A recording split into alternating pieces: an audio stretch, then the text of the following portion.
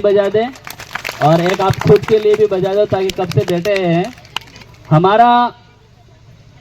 सबसे पहले जितेश भाई के लिए हम लोगों ने अपील नहीं करनी है, हम लोगों को डोर टू डोर जाके ना कहना है कि जितेश भाई को अब की बार जिताना। पहले फर जी थज्जू अड़के फिर लाडुआ खवा तमे हमारी जगह तो एवं करो रे के अड़के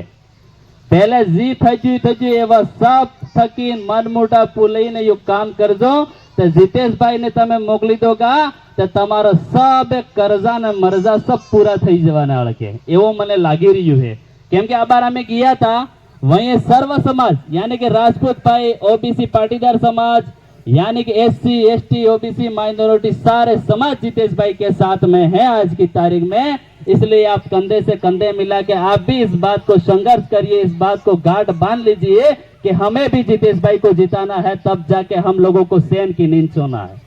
ताकि आप लोगों को पता लगे कि कांग्रेस और भाजपा ने बारी बारी राज किया तो इन्होंने केवल हम लोगों को केवल क्या किया कि इकई काम बनते तमारू काम तो आमी करो, हूँ काम करो एडपो फिर सड़क, ये कई विकास थोड़ा कहवाय। ये तो गृह कार्य बच्चे को काम करना है पहले जो हम लोगों को देता है। दिवाली गृह कार्य का नाना सुरंत काम करवू से के कम